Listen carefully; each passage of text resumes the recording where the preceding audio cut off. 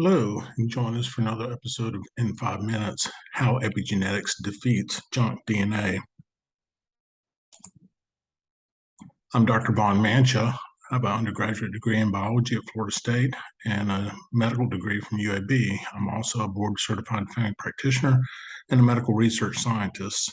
On the bottom right here is one of my published articles. This is the central dogma, which was proposed by Francis Crick, the discoverer of the DNA helix, and it's the basis for the theory of evolution. In it, we have DNA, which goes to RNA, which then goes to protein, and it's only these three things that make up uh, the protein and natural selection. However, only 2% of our DNA codes for protein directly. So they ignored that 98% and called it junk DNA. So this is the 2% genes, and then you see the other genes which are supposedly doing nothing. What is it they could be doing? Well, in fact, later on, and we're going to discuss briefly, they have all sorts of switches that can turn on and turn off the 2%.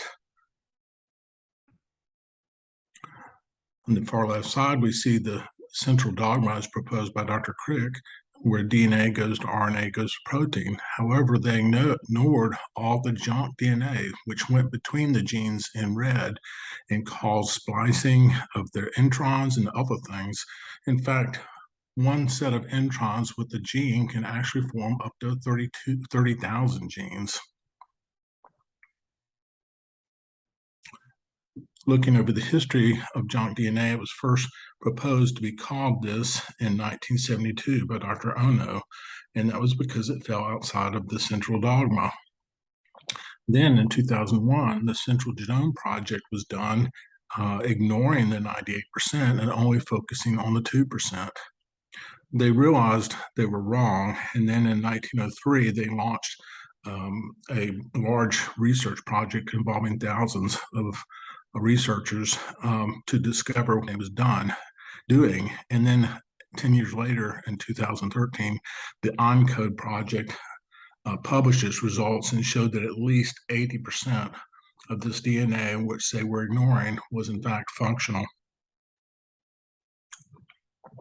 Junk DNA is transcribed into functional non-coding RNA molecules like transfer RNA, microRNA, PWI RNA, microsomal RNA, and regulatory RNAs. Other functions include regulatory sequences that control gene expression, scaffolding attachment regions, origins of DNA replication, centromeres and tetrameres, and introns, and the list continues to grow daily. On the left, you see a chromosome, and in the middle, the blue dot, that's a centromere. And without centromeres, we can't have cellular duplication. And yet, the junk DNA is controlling all these things. On the top right, you can see how the DNA is packed into the chromosome. And were it not for the junk DNA, it could not pack in the correct fashion. Here's a busy slide of just some of the things that junk DNA is involved in. You can see that it's involved in recruitment of chromatin modifiers, regulation of chromosome looping, control of RNA decay. It can act like a sponge. It can be involved with translation inhibition, many, many things. And this was all considered junk because of the evolutionist labeling non-protein coding DNA as junk DNA. Finally, the journal Science published this article where it said that the ENCODE project writes the eulogy for junk DNA. There have been many articles to the same effect, as well as books, like on the right. This is an excellent book to buy and read by Nelsa Carey. She's a very good author, and she talks about junk DNA and its usefulness.